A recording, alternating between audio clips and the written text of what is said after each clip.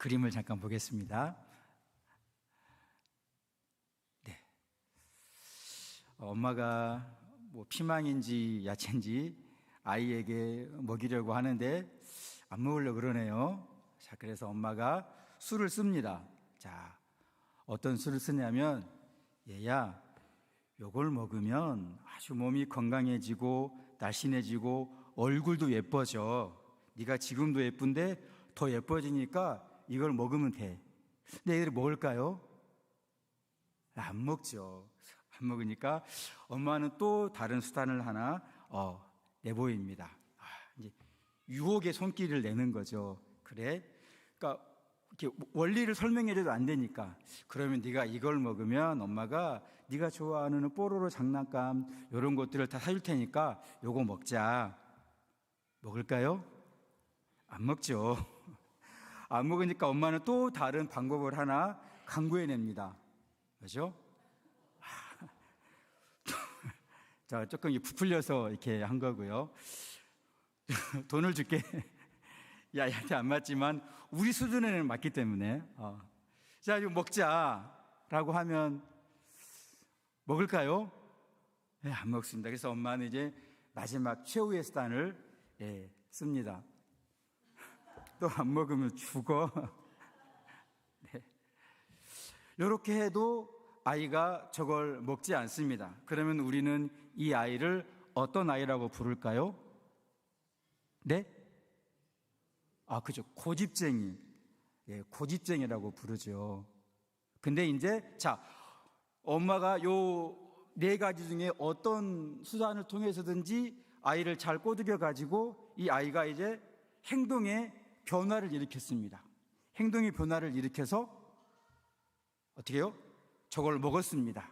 자, 이렇게 행동의 변화를 일으키고 이렇게 이걸 먹은 이 아이를 어떻게 표현할 수 있을까요? 물론 이건 제 개인적인 답이기 때문에 뭐 정확한 건 아닙니다. 자, 어떤 현상이 벌어졌을까요?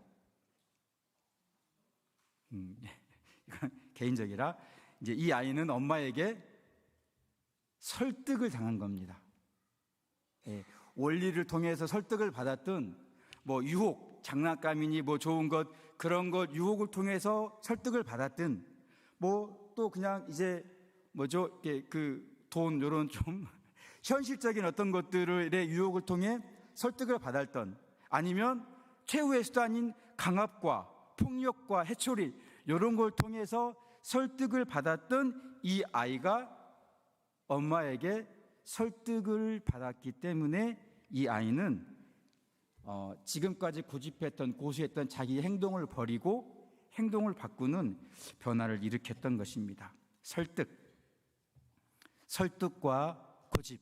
오늘 말씀 제목이 제가 소개시켜드리지 않았지만 성령의 은밀한 설득, 이것과 관련이 있어서 잠깐 제가 말씀을 드렸습니다. 자, 이 제목을 가지고 말씀을 나누기 전에 제가 이 아이의 설득 과정을 말씀드린 데는 그만한 이유가 있는데요. 믿음이라고 번역된 헬라어는 피스티스라는 단어입니다. 그거를 이제 우리는 우리말로는 믿음이라고 번역을 하죠. 근데 이 믿음으로 번역되는 피스티스라는 단어는 딱 그 단어로 시작되는 게 아니라 이전에 시작되는 먼저 단어가 있습니다. 페이도라는 이 말에서 시작이 되어 발전해서 피스티스, 믿음이라는 말이 된 겁니다. 그럼 우리가 믿음을 좀 더 자세히 살펴보려면 그 페이도라는 말의 의미를 알면 되겠죠. 바로 그 믿음의 어원이 되는 페이도라는 말의 뜻이 바로 설득시키다입니다. 설득시키다. 근데 이제 이 설득시키다라는 말이 수동적으로, 내가 누군가를 설득시키다가 아니라 누군가가 나를 설득시키게 되면 내가 어떻게 되는 겁니까? 설득이 되는 거죠. 납득이 되는 거죠. 그렇습니다. 믿음이라는 말을 굳이 글자 그대로 정의를 해본다면 믿음이란 바로 설득되는 것입니다.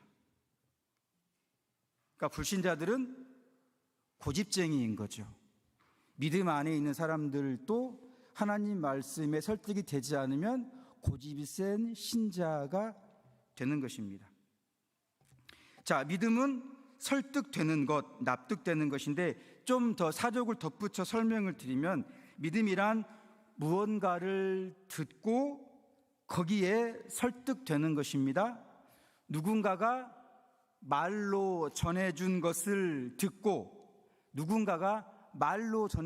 듣고 거기에 설득되는 것입니다. 그래서 마침내 아까 그 아이의 상황처럼 설득된 사람은 그거를 인정하고 받아들이게 되는 것입니다. 정리하면 이렇습니다. 믿음이란 어떤 분야에 권위가 있는 사람들이 말로 전해준 것을 듣고 거기에 설득되어 그 내용을 인정하고 받아들이는 것입니다. 이것이 바로 믿음이라는 말의 글자 그대로의 정의인 것입니다. 물론 설득에는 우리가 서두에서 보았던 것처럼 반드시 행동의 변화가 따라오게 되는 것입니다.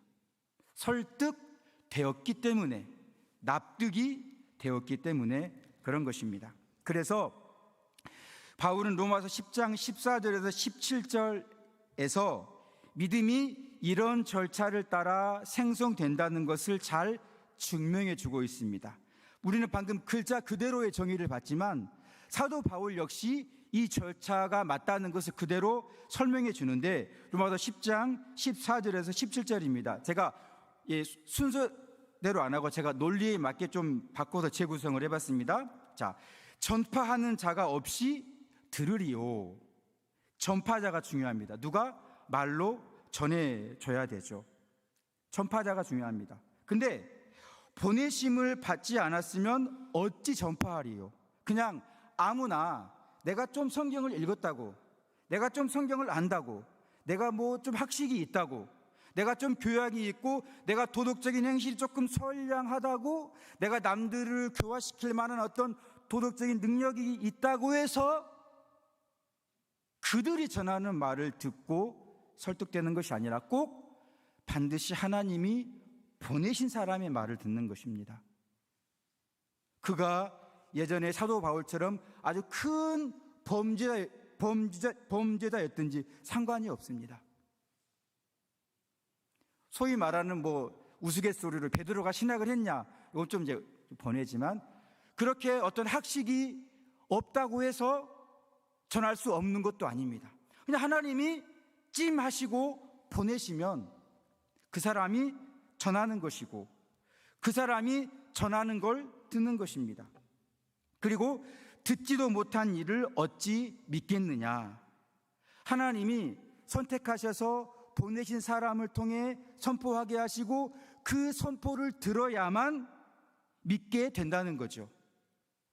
그 선포를 받고 설득이 되어야만 믿음이 생성된다는 것입니다. 그래서 바울은 결론적으로 17절에 이렇게 결론을 내립니다. 믿음은 들음에서 나며 들음은 그리스도의 말씀으로 말미암느니라. 그렇습니다. 어떤 분야에 권위가 있는 사람들, 이 권위는 학식이 아닙니다. 하나님이 세우셨느냐. 제가 우리 어르신들 보기에는 많이 부족한 점들도 있을 것이고 말씀을 안 하시지만 그런 것들이 많이 있지만 그게 문제가 되는 게 아니라는 겁니다. 제가 여기 설 수 있는 이유는 학식이 있고 인품이 되고 인격이 돼서가 아니라 그냥 하나님이 너 나와 이리, 너 이리 와라, 그거 하나입니다. 그게 권위입니다. 그게 권위입니다. 그 권위 있는 사람들이 말로 전해준, 무슨 말일까요? 그리스도의 말씀이죠. 그 말로 전해준 그리스도의 말씀을 듣고 거기에 설득되어 그리스도를 인정하고 받아들이고 그리스도 앞에 무릎을 꿇고 예배하며 그리스도의 말씀에 순종하는 것, 이것이 믿음이라는 것입니다. 설득되셨습니까? 자, 그런데 여기 설득되는 과정 속에서 아주 중요한 것 하나가 빠져 있습니다. 이 설득 과정 속에 중요한 게 하나 빠져 있습니다. 자, 이 빠져 있다는 말은 사실 역설적인 표현입니다.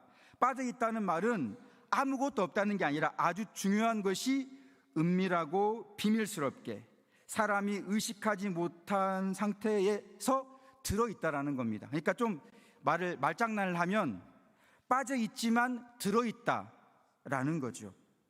빠져 있지만 들어있다. 방금 말씀드린 이 믿음이 생성되는 과정 절차에서 빠져 있지만 들어있는 게 하나 있다라는 것입니다. 이걸 잘 설명해 주는 말씀이 고린도전서 4장 20절 말씀인데요. 이렇습니다. 하나님의 나라는 말에 있지 아니하고 오직 능력에 있음이라. 빠져 있지만 들어있다. 요 말. 하나님 나라는 말에 있지 않고 능력에 있다. 이 말은 하나님의 말씀은 요목조목 널리 정연한 방식과 교양 있는 방식, 그리고 아주 화려하고 웅변적인 방식을 통해서 설득이 되는 것이 아니라 오직 능력, 곧 사람이 의식하지 못하는 방식, 곧 은밀한 방식으로 움직이시고 역사하시는 성령의 은밀한 능력에 의해 설득되는 것입니다. 방금 전까지는 사람이 전해준 말로 설득이지만 실제로는 그건 외적인 것이고, 그걸 통해 실제로 우리 안에서 우리의 영혼을 설득시키시는 것은 오직 하나님의 능력, 성령의 능력, 사람이 의식하지 못하는 상황 속에서 움직이시는 성령의 은밀한 능력이 우리 영혼 안에서 믿음을 일으키시고 믿음을 만들어내는 실제 원동력이라는 것입니다. 이 절차 속에 이것이 빠져 있지만 들어있다라는 말씀입니다. 다시 말하면 믿음은 성령께서 그리스도의 말씀을 우리 영혼에 은밀하게 선포하심으로써 우리 영혼을 설득시켜 주실 때 생겨나는 것, 하나님의 성령의 은밀한 능력에 의해서 생성되는 것이 바로 믿음이라는 것입니다. 자, 그러면 오늘 본문을 통해서 하나님의 성령께서는 우리에게 무엇을 설득시키고자 하는 것일까요? 믿음이 성령께서 그리스도의 말씀으로 사람의 영혼을 설득시키시는데 오늘 본문은 도대체 어떤 내용, 무엇을 우리에게 설득시키고자 하시냐는 것입니다. 본문 3절은 이렇게 말씀합니다. 믿음으로 모든 세계가 하나님의 말씀으로 지어진 줄을 우리가 아나니. 모든 세계가 믿음으로 모든 세계가 하나님 말씀으로 지어진 줄을 우리가 아나니. 모든 세계가 하나님의 말씀으로 지어진 줄 아는데 그거를 믿음으로 안다는 것입니다. 왜 이것을 믿음으로 알게 되는 것일까요? 모든 세계가 하나님 말씀으로 하나님으로부터 지어졌다는 것을 왜 믿음으로 아냐는 것이죠. 아니, 이 믿음이 없는 사람들, 즉 버림받은 사람들 중에도, 예수님을 믿지 않은 사람들 중에도 이 세상이 조물주의 손에 의해 만들어졌다고 생각하고 믿는 사람들은 많습니다. 세상이 우연히 생겨난 게 아니라 어떤 조물주가 있어 그 조물주가 모든 걸 만들었다고 생각하고 인정하고 그렇게 믿는 사람들이 버림받은 사람들 중에도 많다는 것입니다.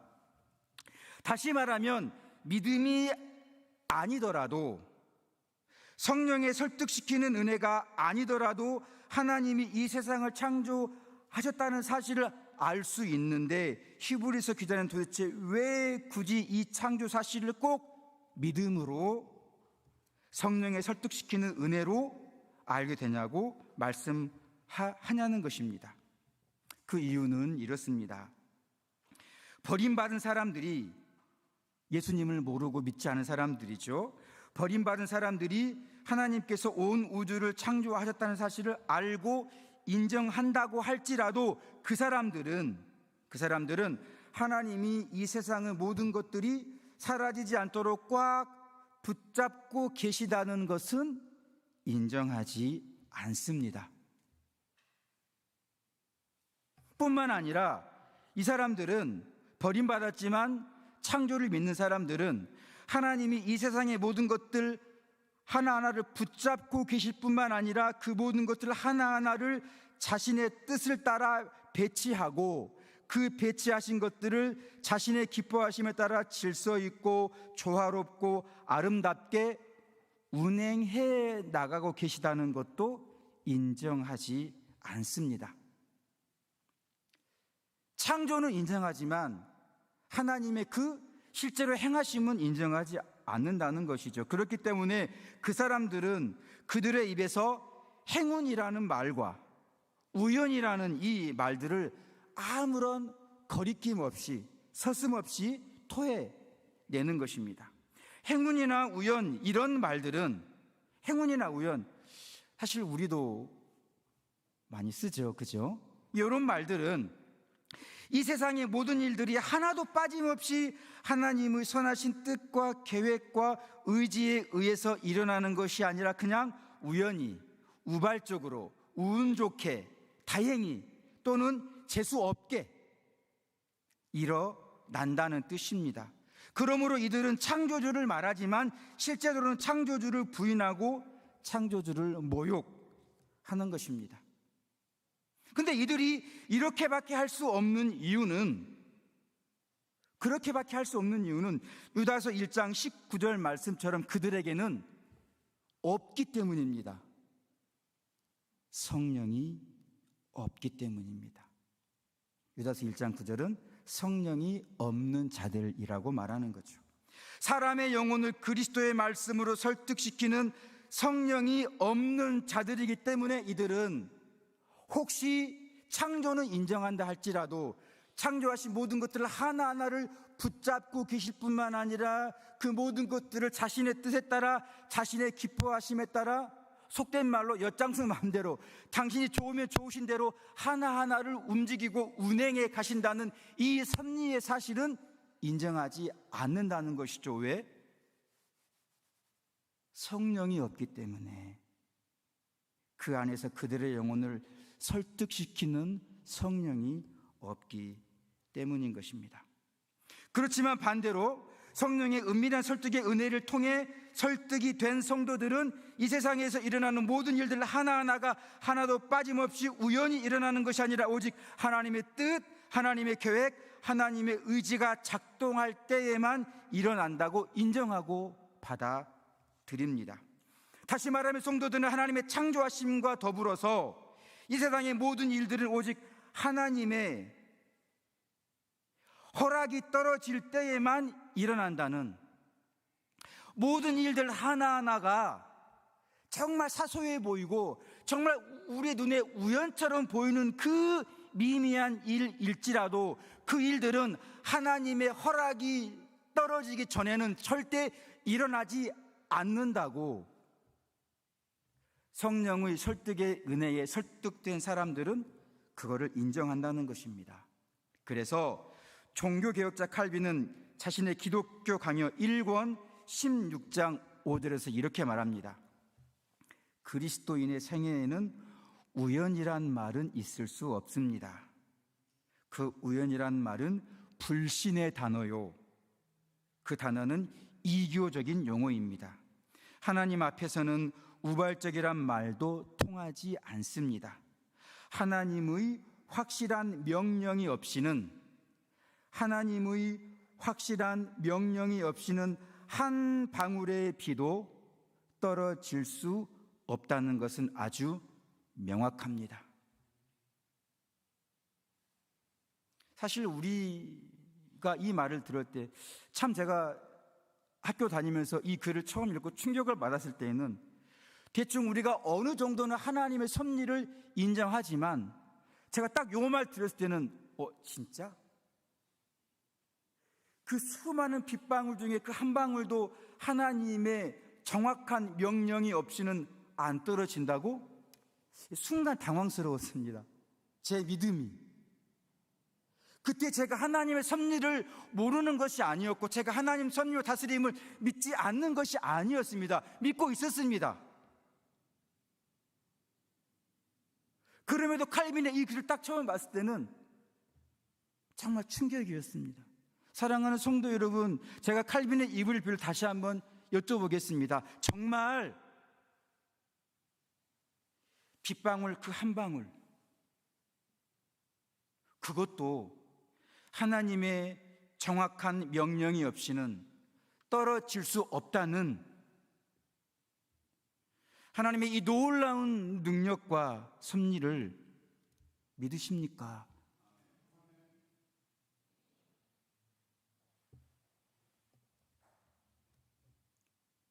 하나님은 정말 이렇게 정말 미미하고 정말 그 먼지 같은 것 하나하나에도 관심을 가지고 그것들을 자신의 뜻대로 움직이시는 전능하신 하나님인 것입니다. 하나님이십니다. 누가 그 하나님을 믿냐면 성령의 설득하시는 은혜를 통해 설득된 사람만 그런 고백을 하는 것입니다. 쉽게 말해서 진짜 믿음이 있는 사람만 그거를 고백한다는 것입니다. 이것뿐만이 아닙니다. 성령의 은밀한 설득의 은혜를 통해 설득이 된 성도들은 하나님의 섭리만 믿을 뿐 아니라 그 섭리 안에 담겨 있는 하나님의 선하심도 믿고 인정합니다. 그냥 하나님은 자기가 원하는 대로, 자기가 하고 싶은 대로, 남 어떤 이 피조물 이런 거 상관없이 그냥 자기 뜻만 이루어지면 기뻐하는 그런 하나님이 아니라 모든 것들을 하나하나를 가지고 다스리고 움직여 가실 때 그 마음에 선하신 의도를 가지고 운행하신다는 것입니다. 우리가 잘 아는 것처럼 마태복음 5장 45절은 이렇게 말씀하지 않습니까? 하나님이 그 해를 악인과 선인에게 비추시며 비를 의로운 자와 불의한 자에게 내려 주심이라.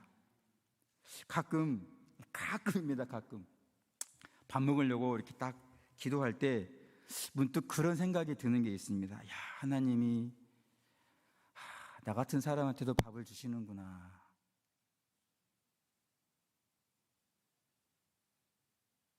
가끔 여러분이 이제 다 어르신들이니까 아이들이 말 안 들을 때 저것들 밥을 줘야 되나.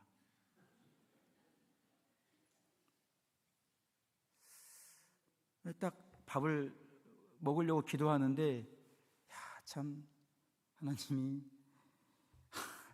나 같은 사람한테도 밥을 주시는구나. 선한 사람들, 말 잘 듣는 아이들한테만 밥을 주시는 게 아니라 악인에게도. 정말 우리가 사회에 둔 살짝만 들리면 얼마나 악랄한 사람들이 많습니까? 하나님은 그 악랄한 사람들에게도 값 없이 해를 주십니다. 값 없이 물도 주십니다. 하나님은 이렇게 선하십니다. 하나님의 성령의 은밀한 설득의 은혜를 통해 설득을 받은 성도들은 하나님의 섭리만 인정할 뿐 아니라 그 안에 담겨 있는 하나님의 선하심도 인정하게 되는 것입니다. 그래서 칼빈은 기독교 강요 3권 2장 7절에서 믿음을 이제 확정적으로 이렇게 정의합니다. 믿음은 우리에 대한 하나님의 선하심을 굳고 확실하게 아는 지식이다. 제가 지금까지 공부를 하면서 믿음을 이렇게 정확하게 정의를 내린 학자들은 제가 보지 못했습니다. 믿음은 우리에 대한 하나님의 선하심을 굳고 확실하게 아는 지식이다. 이게 믿음이다. 하나님은 오늘 본문을 통해 우리에게 지금 이 내용을 설득시키시려고 하신다는 것입니다. 그러므로 하나님이 선하시다라는 이 지식에 설득된 성도들의 영혼 속에는 열매들이 맺게 되는데 그 열매는 하나님을 향한 절대 신뢰입니다. 왜? 선하시니까. 그 작은 거 하나하나도 자신의 뜻대로 움직이시지만 그냥 피조물의 연약함 이런 것들 생각하지 않고 배려하지 않는 것이 아니라 그 모든 것들을 다 아울러 선하신 의도를 가지고 하나님이 섭리해 나가시니까 우리 눈에 보이기에 어떠하든지 하나님은 지금 선을 가지고 이 일을 행하시는구나 라는 절대 신뢰를 하나님께 드리는 것입니다. 누가요? 성령의 설득의 은혜를 통해 설득이 된 성도들만. 절대 신뢰뿐만 아니라 어떤 열매를 맺을까요? 그렇게 좋으신 하나님을 어떻게 사랑하지 않을 수 있을까요? 그렇게 우리를 향하여 좋은 일을 행하신 하나님을 어떻게 사랑하지 않을까요?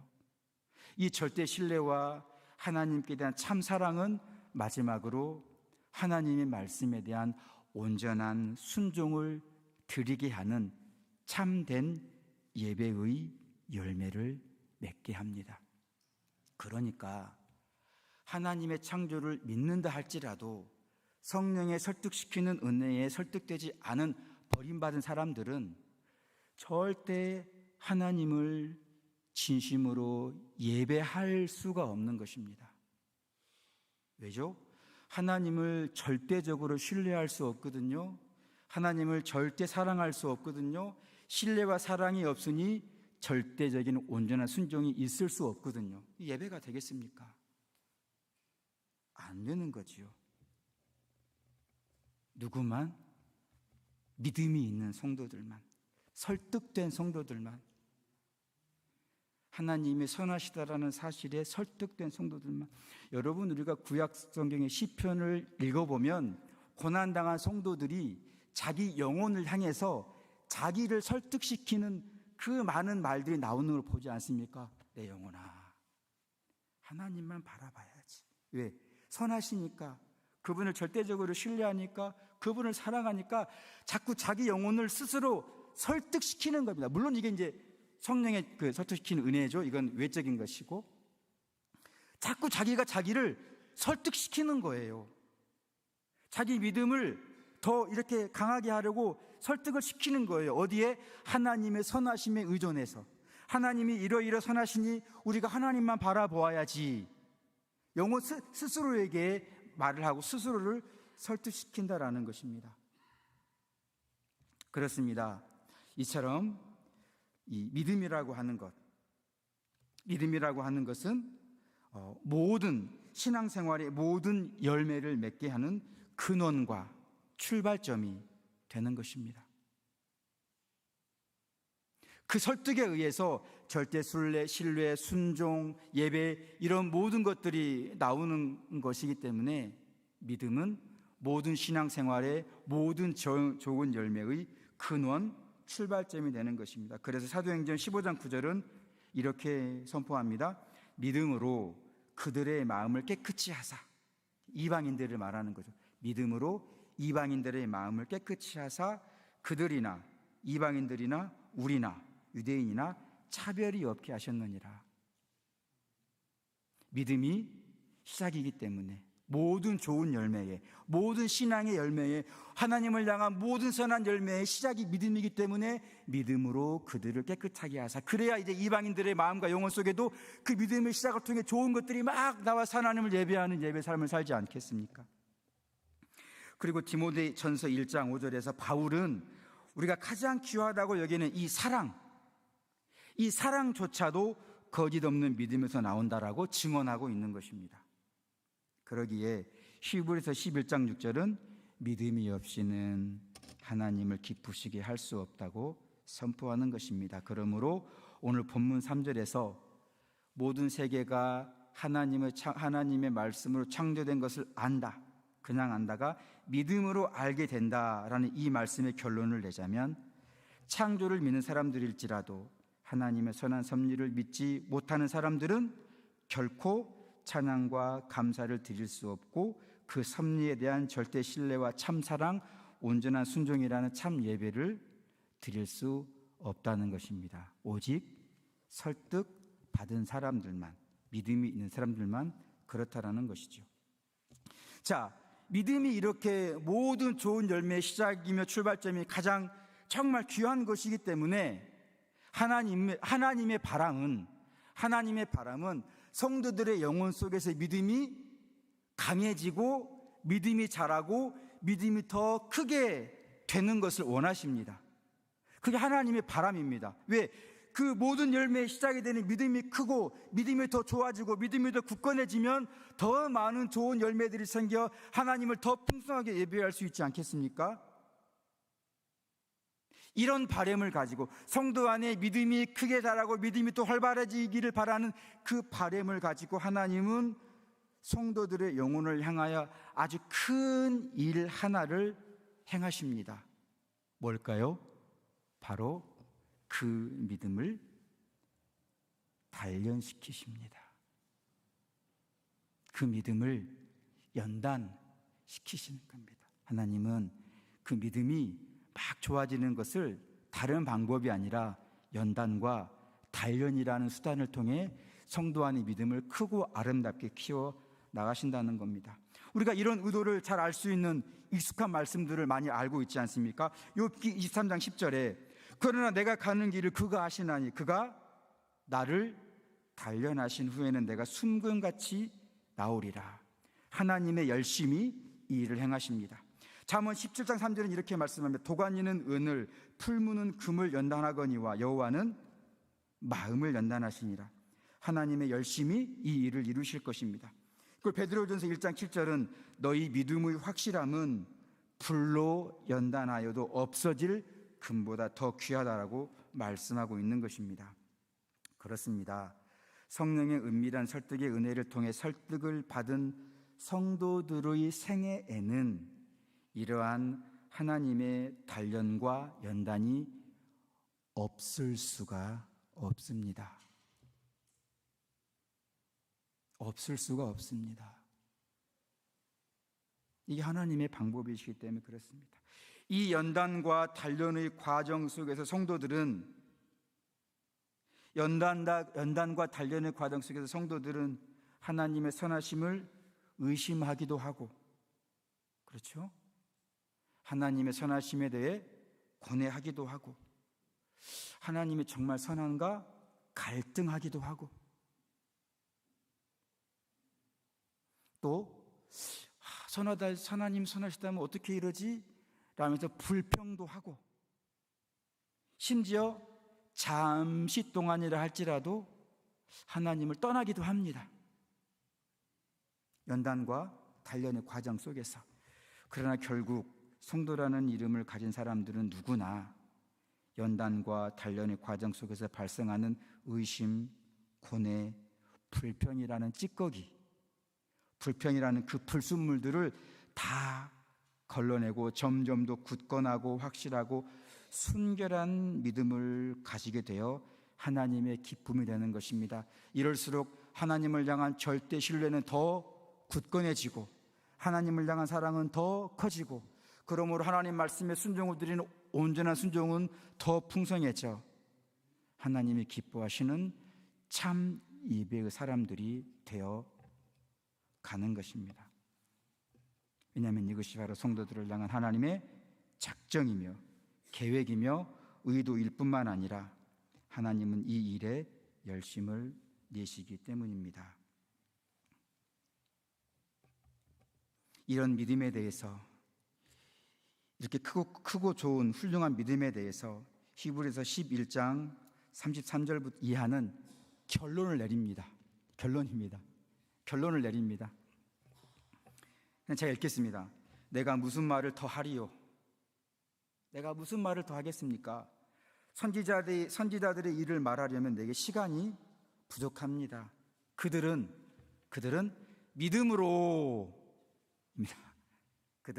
믿음으로 하나님의 선하심에 설득되어 나라를 이기기도 하고 의를 행하기도 하고 약속을 받기도 하고 사자의 입을 막기도 하고 불의 세력을 멸하기도 하고 칼날을 피하기도 하고 연약한 가운데서 강하게 되기도 하고 전쟁에 용감하게 되어 이방의 진을 물리치기도 하고 여자들은 자기의 죽은 자들을 부활로 받아들이기도 하고 어떤 이들은 더 좋은 부활을 얻기 위해 고문을 받되 구차히 풀려나기를 원하지 아니하고 어떤 이들은 조롱과 책지칠 뿐만 아니라 결박과 옥에 갇힌 시련도 받기도 하고 돌로 치는 것과 톱으로 켜는 것과 시험과 칼로 죽임을 당하고 양과 염소의 가죽을 입고 유리하여 궁핍과 환난과 학대를 받았으니 그들이 광야와 산과 동굴로 토굴에 유리하였느니라. 이 사람들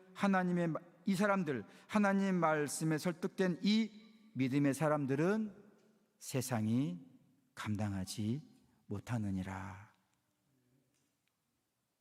하나님의 선하심을 설득시키고자 하는 히브리서 기자의 이 믿음의 결론이 바로 방금 위에서 읽었던 이 긴 본문인 것입니다. 사랑하는 성도 여러분,